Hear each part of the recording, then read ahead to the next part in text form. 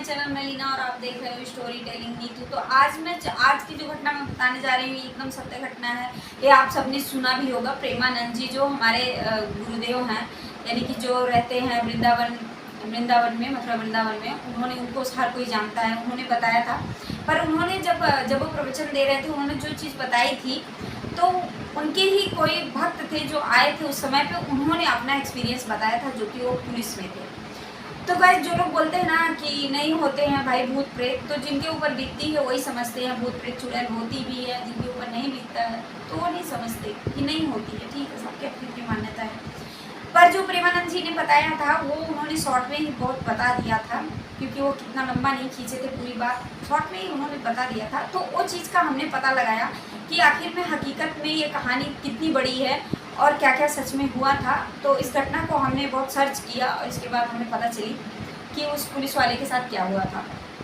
तो जैसा कि आपको पता ही होगा थोड़ा कि पुलिस वाला था जो राजस्थान में, यानी कि राजस्थान में जो उसकी पोस्टिंग हुई थी पुलिस वाले की, तो उसका जो घर था, मतलब जो उन्होंने क्वार्टर ले रखा था, वहाँ से थाना जो था वो दूर था काफ़ी। तो उनको 2 बार रिक्शा चेंज करना पड़ता था। एक बार जो पुलिस थाने से निकलते थे तो वहाँ से मतलब 5 किलोमीटर था पूरा, तो 5 किलोमीटर था तो लगभग समझ लें 3.5 किलोमीटर तक तो वो आते थे, जहाँ पे एक रिक्शा स्टैंड था, और दूसरा था जहाँ से 1-1.5 किलोमीटर ही रह जाता था उनका क्वार्टर। तो जो पुलिस थाना था वहाँ से क्वार्टर काफ़ी दूर मिला था, यानी कि थोड़ा जो शहर एरिया था और इसके बाद थोड़ा गांव एरिया आता था। तो मतलब काफ़ी बाहर, मतलब एक तरह समझ लीजिए कि शहर से थोड़ा बाहर उन्होंने क्वार्टर ले रखा था। तो 5 किलोमीटर का जो ये दूरी थी वो रिक्शा से तय करते थे। तो क्या हुआ एक दिन कि ये पुलिस वाले नए नए थे, ये 20 से 25 के बीच की एज थी इनकी, वही 23-24 की एज रही होगी। ऐसे में एकदम हट्टे कट्टे पूरा लड़का था, बड़ा सा एकदम, पुलिस में था, तो आपको पता ही होगा अच्छी शरीर ही थी उसकी। एक दिन क्या होता है कि वो थाने में था और बहुत काम, मतलब ज़्यादा काम था उस दिन रात को, तो रात को रुक गया था, लगभग 12:30-1 का टाइम हो गया था।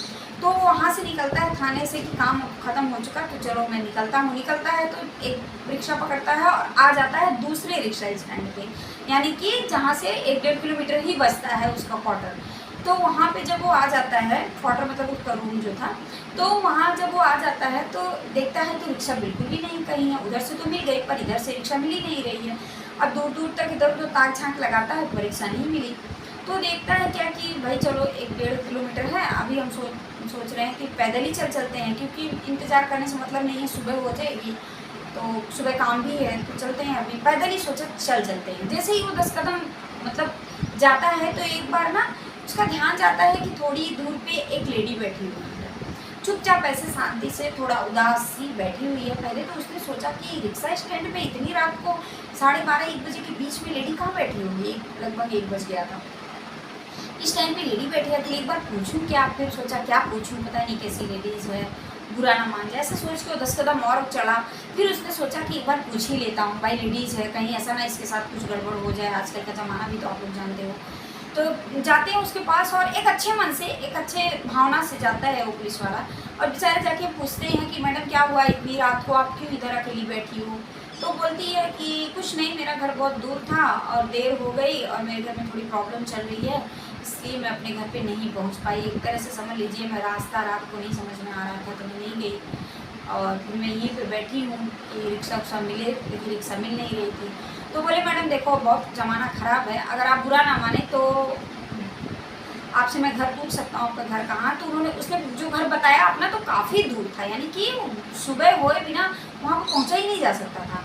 तो उसने बोला देखो मैडम इतनी इस टाइम तो रिक्शा भी नहीं मिल रहा है, तो आपको मैं अपने घर पे नहीं छोड़ सकता हूँ, तो एक काम करो आप मेरे, अगर बुरा ना मानो तो मेरे क्वार्टर पे चलो, मैं पुलिस वाला हूँ, कोई ऐसा डर नहीं है, कोई दिक्कत नहीं है, अगर आपको दिक्कत ना हो तो आप चल सकती हो मेरे साथ, क्योंकि यहाँ पे रहोगे तो आप सेफ नहीं हो। तो बोली कि ठीक है चलते हैं। तो अच्छा वो दोनों पैदल ही चल दिए क्योंकि रिक्शा नहीं मिली। अब पैदल पैदल जा रहे हैं, दोनों आपस में बातें करते जा रहे हैं। गया पुलिस वाला उतनी देर तक, तो बोल रहा है खाना भी आज मैं नहीं खाया हूँ, अगर दिन के कुछ खाने पड़े थे तो बोलो तो इनको गर्म करता हूँ। तो फ्रिज से खाना निकाला और गर्म किया और एक थाली में खुद खाया, एक दूसरी थाली में उसको दिया, दोनों खाए हुए। इसके बाद दोनों बात अपनी अपनी बातें करने लग गए। बातें करते करते ऐसे ही रात ख़त्म हो गई। लेकिन उन बात के बीच में क्या होता था कि उस पुलिस वाले लड़के को ऐसा लगता था कि कहीं ना कहीं इसकी नज़र मेरे ऊपर कुछ गंदी है, ऐसा उसको महसूस हुआ। फिर उसने सोचा ऐसे ही मेरा भ्रम होगा, शायद से लेडी है, मुझे ऐसा लग रहा होगा, ऐसा सोच के वो सो गया। फिर वो सुबह क्या की कि रात, मतलब उस दिन तो चलो रात बीत गई। अब वो गया, कल बोल रहा मैडम मैं जा रहा हूँ, आपको चलना हो तो आप भी साथ में चलो। अच्छा, दोनों ही साथ में गए। जाते हैं, वो बोलती है ठीक है मैं जाती हूँ, लेकिन एक बात बता देती हूँ कि मेरा तलाक हो चुका है और मैं अकेली हो गई, मेरे पति ने मुझे छोड़ दिया है, मैं अकेली हो गई हूँ, तो मैं अभी कहाँ जाऊँगी, अगर आपको बुरा ना लगे तो मैं मतलब। तो बोला ठीक है, बुरा की क्या बात है, अगर आपको साथ में रहना है तो आप मेरे साथ रह सकती हो, लेकिन मैं अभी क्या बताऊँ। मतलब वो भी सोचने लग गया अभी क्या करूँ उसका भी, लेकिन उसको पसंद आने लग गई थी, सही बोलूँ तो ऐसा। इसके बाद वो दोनों जाते हैं, बोलती है मैं दिन में काम करती हूँ और रात को आ जाऊँगी। तो बोला ठीक है चलेगा। फिर ऐसा मतलब, लेकिन उस थोड़ा हिचकिचाता हुआ बोला। फिर क्या होता है कि एक दिन वो देख रहा है कि रात को रिक्शा स्टैंड पे बैठी है, जब वो घर से लौट रहा था, कुछ 10:30-11 बज रहे थे, रिक्शा स्टैंड पे बैठी है। तो बोली मैडम यहाँ पे बैठी। बोली हाँ मैं आपका इंतजार कर रही थी, क्योंकि कल आप मिले थे ना, तो इसके लिए मेरे पास फ़ोन भी नहीं था कि आपको फ़ोन कर लूँ, मुझे सोचा आपके घर चली चलती हूँ। अच्छा, वो गए, दोनों में अब धीरे धीरे करके प्यार व्यवहार बढ़ने लगा। अब दोनों एकदम साथ में रहने लगे अच्छे से। कुछ दिन गुजर जाता है, 10 दिन 15 दिन ऐसे ही। और फिर वो सुबह काम पे चली जाती है, वो भी काम पे चले जाते हैं अपना, और डेली अपना साथ में प्यार मोहब्बत से दोनों रह रहे हैं। बहुत ऐसे ऐसे करते करते लगभग 1 महीने हो गए।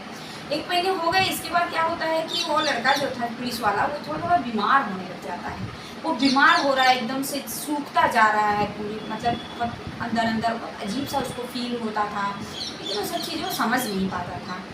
और अभी वो क्या करता, उसकी शादी बेचारी की वो ऐसी लावारिस हालत में थी औरत, तो उसको भी छोड़ नहीं सकता था कि जाने दो, छोड़ दो। बहुत कुछ सोचता था, फिर सोचता चलो जाने दो, खड़े रहने दो, अभी क्या करूँ। यही सोचते सोचते वो बहुत बीमार होने लगा। फिर जाता है डॉक्टर को दिखाता है, इधर उधर सब बहुत दवाइयाँ टेस्ट करवाए, कुछ भी रिपोर्ट में नहीं आता था। वैद्य का नाम लड़के ने सुना था कि उधर ही, मतलब वो पुलिस वाले ने, कि कहीं एक वैद्य है जो काफ़ी जानकार हैं और मतलब ऐसा कोई दवा फायदा नहीं करती है, उनके पास जाओ तो कमजोरी की दवा देते हैं। तो जाके वो बोलते हैं कि वैद्य जी ऐसी ऐसी बात है।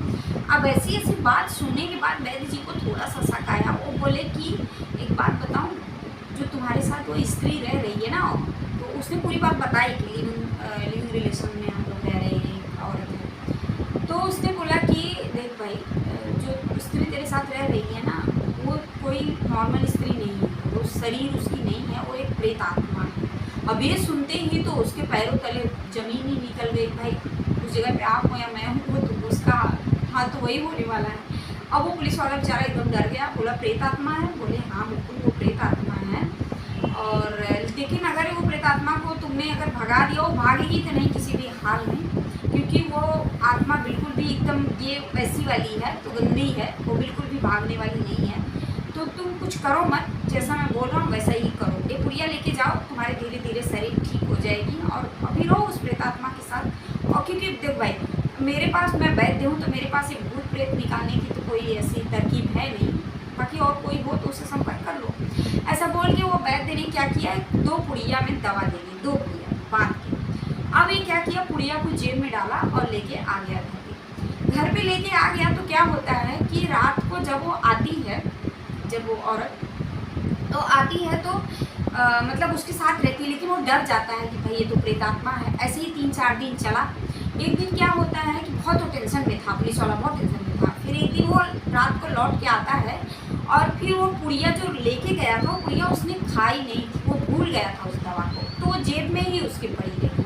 नहीं तो ऐसे खा लेता था, तो पुड़िया को रख देता था। 2 ही पुड़िया थी, उसमें से थोड़ा खा लेता था, रख देता था। उस दिन वो निकाल के रखा नहीं घर पे आके, बल्कि वो जो कपड़ा पहना था वही कपड़ा पहने ही था, ऐसे लेट गया और वो जेब में ही पुड़िया पड़ी थी।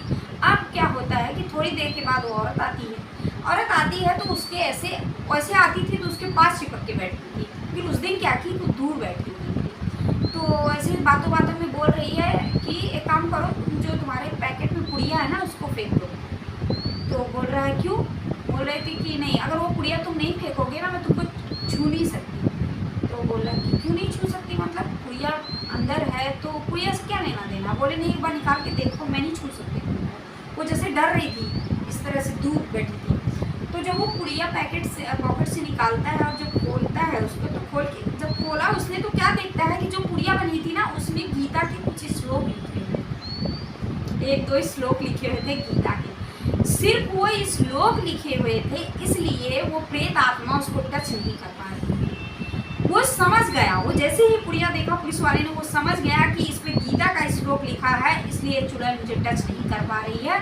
अब वो क्या किया कि पुड़िया को फिर से बनाया और फटाफट दे डाल दिया उसने जेब में। बोले ये क्या कर रहे हो? तो गुस्से में एकदम पूरा तमक गई वो चुड़ैल। बोल रही है तुम क्या कर रहे हो? पुड़िया को फेंको, पुड़िया को फेंको, नहीं तो मैं तुम्हारे साथ नहीं रह पाऊंगी, मैं तुम उसको छू नहीं पाऊंगी। ये वो बोला मैं नहीं फेंकने वाला, अभी तुमको रहना हो रहो ना, नहीं रहना हो जाओ। उसको तो मिल गई कैसे भी करके, भाई अब मैं करूँ तो क्या करूँ, अच्छा हुआ ऐसे छुटकारा तो मिला। ऐसा सोच के वो पुड़िया को रख लिया और वो चिल्लाई, कितना भी गुस्सा दिखाई, डराई, पर वो कुछ नहीं, बाकायदा वही शर्ट पहने, खाना पीना खा के सो गया। और फिर सुबह वो समझ गया कि अब इस प्रेतात्मा से छुटकारा पाने के लिए हमें क्या करना होगा। सुबह भर गया वो, जब पुलिस स्टेशन जा रहा था, जाके एक गीता का छोटा पैकेट लिया, जो गीता की छोटी छोटी बुक आती है ना, वो लिया और उसने परमानेंट अपने ही थैली में ही रखता था। कपड़ा बदलता था तो भी वैसे भी वो परमानेंट उस थैली में रखता था। प्रेत वो औरत आती थी, उसके बाजू में बैठती थी, चिल्लम चिल्ली करती थी, उसको डराती थी, धमकाती थी, मैं तेरे को जान से मार लूँगी, ये करूँगी, वो करूँगी, लेकिन उसने वो गीता नहीं फेंकी, मतलब नहीं फेंकी। तो फिर तब से वो बचा रहा। लेकिन एक दिन वो डराई धमकाई, लेकिन एक दिन वो गिड़गिड़ाने लगी, रोने लग गई। बोली मुझे माफ़ कर दो, लेकिन ये गीता तुम फेंक दो। और बोला देख भाई मैं नहीं फेंक सकता, और तू एक प्रेत आत्मा है, प्लीज़ मुझे छोड़ के चली जा। तो बोली ठीक है, मैं प्रेत आत्मा हूँ, मैं मानती हूँ, तुमको सच्चाई पता चल गई है, तब मेरे लिए एक इतना सा कर दो कि मुझे मुक्ति दिला दो। क्योंकि अगर तुम मुक्ति नहीं दिलाओगे तो मैं जिस योनि में चली गई हूँ वहाँ पे मेरे गंदे गंदे ख्याल आते हैं, मेरे को गंदगी दिखती है दुनिया में। मुझे ना इस जिल्लत ज़िंदगी से मुझे नहीं चाहिए, मुझे मुक्ति दिला दो ताकि मैं दूसरा जन्म पा सकूँ। मैं बहुत परेशान हूँ, मैं जलती रहती हूँ आग की तरह हमेशा।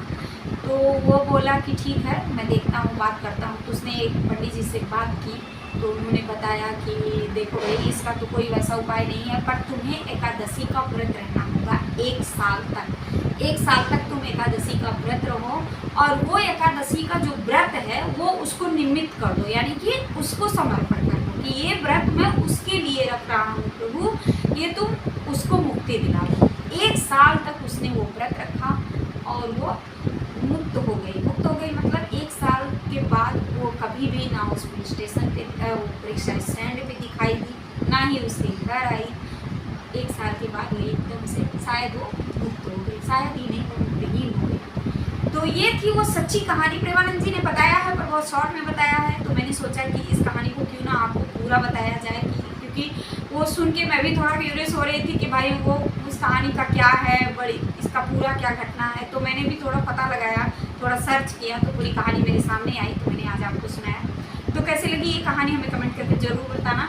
मिलेंगे नेक्स्ट वीडियो में आपके लिए ऐसे ही सच्ची घटना के साथ। तब तक के लिए हरे कृष्ण।